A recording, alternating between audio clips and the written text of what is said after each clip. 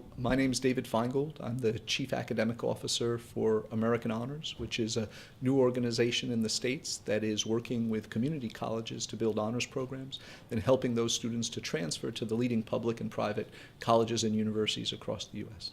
Can we talk about what you're going to be doing here at the AoC? Sure. So in a few hours, I'll be given a keynote talk and then being on a panel talking about some of the global trends in the higher and further ed marketplace and what the implications are and the opportunities that are created for UK colleges. What trends have you actually seen, like globally? Sure. Well, I'm going to point to sort of 5 broad ones that I see that I think have implications here. The first of those is internationalization. UK obviously already been a real leader in that in terms of its work with providing opportunities for students around the world. I think seeing a couple of trends that may be further opportunities for colleges here. One is particularly in countries like China and Hong Kong, we're seeing a growing interest from students there, not just in coming for higher ed, tertiary qualifications, but actually coming to complete high school to better prepare themselves to go on to university. And so I think colleges here have a great opportunity to provide some of that entrance level, A-level, or vocational and technical qualifications. The other thing we're seeing there is the Chinese colleges, their community colleges have really suffered in the last few years because there's been this huge explosion in their higher ed system. They went from just 3% of the population to now over a third getting a degree. And so those colleges, which used to get a lot of really qualified students, now they're sort of the last choice option. And so they're looking to build international partnerships so that their students have greater employability, greater status to what they're doing. And so I think there may also be some exciting opportunities there for the colleges here to find partner institutions. Can we talk about some effective models that you've seen globally as well? Sure. Well, I think that they run a quite wide range from, fairly informal partnerships, which are more just about like student exchange, faculty exchange, to going quite deep. And the UK has been very good at this in terms of trying to set something up where, say, students might begin a foundation program through articulated curriculum in China, say, or in India or Singapore or wherever it might be, and then actually be able to come to the UK to complete the degree. That provides a great pipeline of students to the UK college, but it also lowers the cost and increases the accessibility for the students in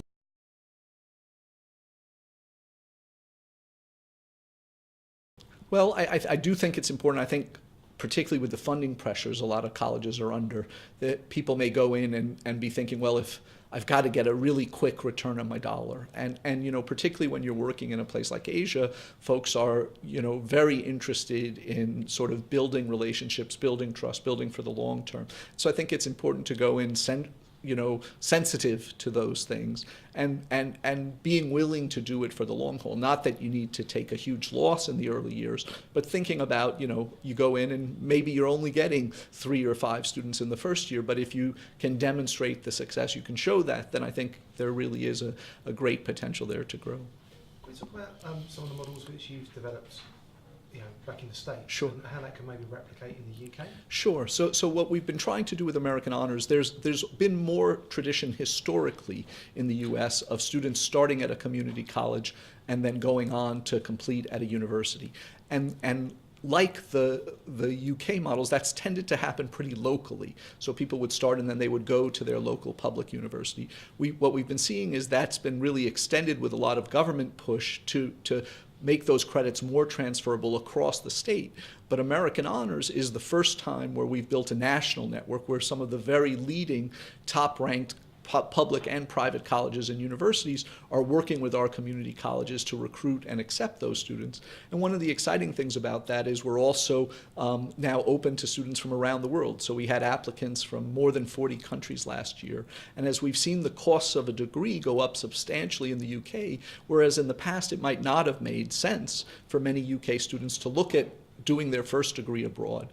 That's been a real rapid growth area. The data just came out last week here, and UK students studying abroad is up 8%, about 10,000 students from the UK who went to the US last year to get either an undergrad or a graduate degree. And so we think there could be great opportunities, not for everyone, but for students who fit, looking for a particular thing, because the diversity of institutions you see in the US, the liberal arts college model, the all-women's college model, things that you don't see in the same way in top UK universities, but having those options.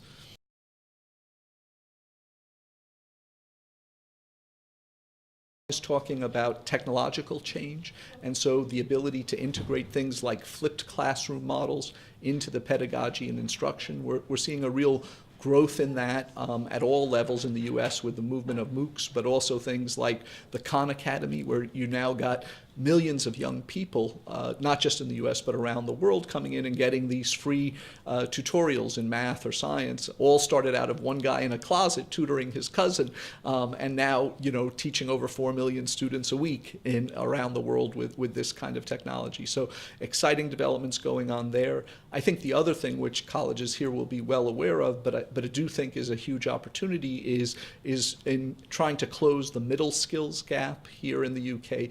You're seeing a lot of bipartisan support for the growth in higher level apprenticeships, and the recognition that while the UK has done a great job over the last generation of growing first degrees and full-time, that what we've seen suffer is people going into the part-time higher level qualification, a real strength of the colleges of further ed here in the country. And so I think there is going to be growing support for that, hopefully from industry as well as from the government. And I think there's a great opportunity there to really be a catalyst, not just for higher level vocational and technical qualifications, but also for really being a catalyst of good job development. Because part of what my research has shown over time is that one of the big challenges the UK faces now isn't so much the skill supply side, but are employers really making best use of the skills that are being produced to create good career paths and to really build high performance organizations. And so I think the college is sort of the place that's touching both the employer and the students is a great convening place, a great